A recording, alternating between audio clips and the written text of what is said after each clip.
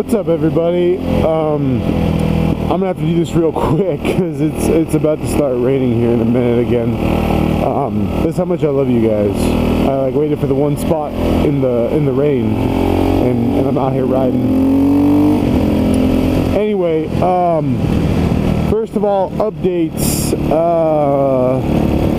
So I'm gonna go. I think I told you guys I sold the ZX9R and I sold the CBR 600RR. I took the mini bike to work with me one day, and all of my coworkers had a blast riding around on that thing. It's really a lot of fun. Other updates: I'm going to Houston this afternoon to pick up a Raptor 660 for really cheap. For those of you, there we go.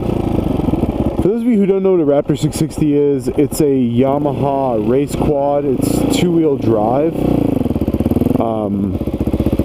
It's a two-wheel drive Yamaha race quad. If you ever see those videos, the guys like jumping dunes and shit, that's what that is. It's a 660 single. Going down to Houston, pick it up for a sweet deal, get it fixed, and flip it. Let's see. So the topic for today, Jake, the Garden Snake, who everybody knows, Monosity, who a lot of people know, posted up a video about leader bikes versus 600s and kind of how you don't really need a leader bike. I didn't watch Monosity's video yet, but I imagine that he probably is on the side of the leader bikes.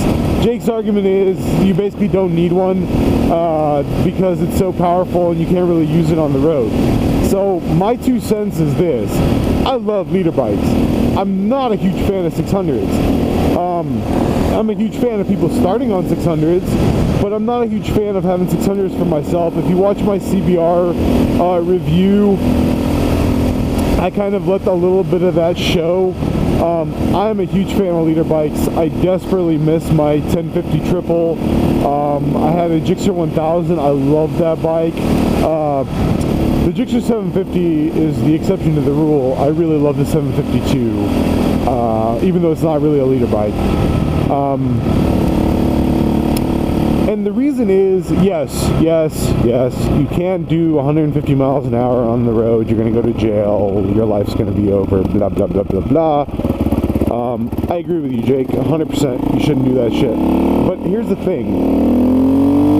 You know, this bike, I can whack the shit out of it and have a lot of fun, and this is really on the edge of kind of hairy when it comes to power to weight ratio, and it's so abrupt.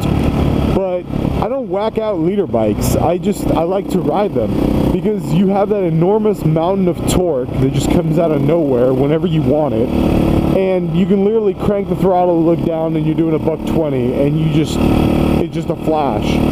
And the thing is, it doesn't really matter how big the bike is as long as you're a competent rider.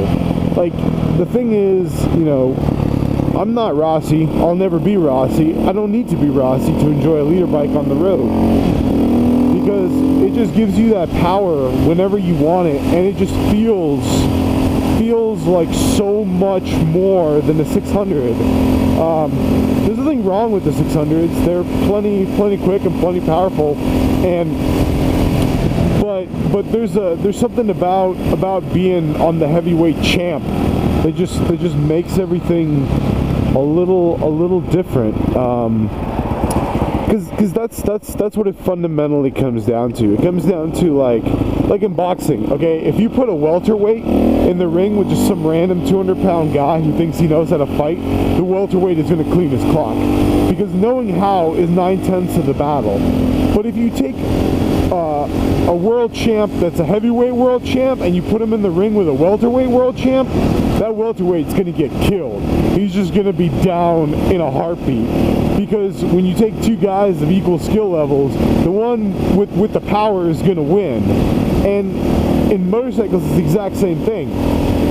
You take a novice and you put them on a 1000cc bike, and you take an expert and you put them on a 600cc, that expert's going to run circles around them.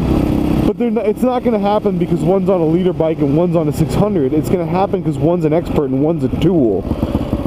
But you take two experts, put one of them on a 600 and one of them on a leader bike, that leader bike is going to win every time. 10 times out of 10, that leader bike is going to dominate. And so it's starting to fucking rain, so I'm going to head on home here. This is my world's shortest vlog or whatever, but the point is, there is absolutely nothing wrong with leader bikes. I think the rider aids that are coming out nowadays are awesome. I grew up on leader bikes when there were no rider aids, and to be honest with you, I don't really feel like I need it, because I know how to ride, and the way I ride, I don't really need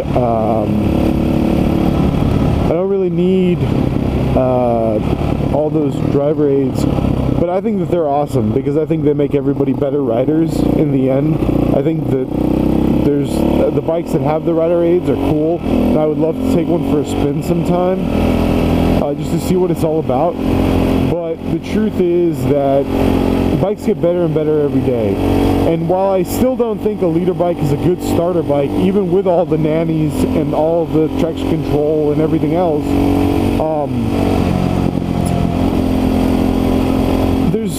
there's no reason not to buy one once you feel you've hit that skill level. Like, I feel totally comfortable throwing a leg over any leader bike. You give me a bike, I'll throw a leg over it, I feel okay. You know, maybe I won't be able to handle a MotoGP bike or something like that right off the bat, but any production bike, even a 300 horse supercharged production bike, doesn't matter. I feel totally at peace because I understand how the throttle and how the clutch work, and I'm gonna be alright. But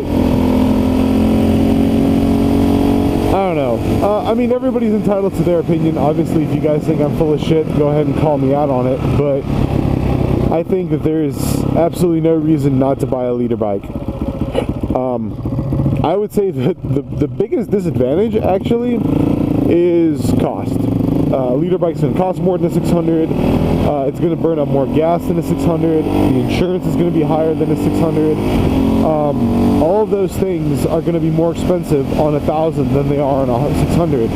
But if you feel that you're ready to make that jump to a leader bike, go for it. There's absolutely nothing better. There's that feeling of hopping on an empty highway and just putting it in fourth or something and giving it the beans. There is nothing in this world short of a rocket ship that pulls like a 600. Or I'm sorry, that pulls like a leader bike. And I don't know if there's really that much of a difference between a 150 horse previous generation leader bike and a 200 horse modern leader bike. In terms of, oh my god, it's probably just a little bit incrementally better.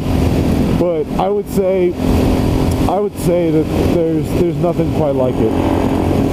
Yeah, a 600 will pop wheelies and so will a leader bike, but that's not really the point of a sports bike in my opinion. If you want to pop wheelies, this is what you need right here. Anyway, I've been ranting and raving on.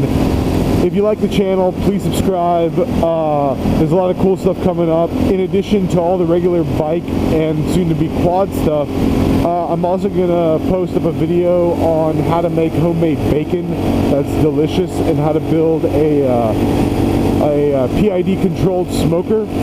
So all that's coming in here in the next week.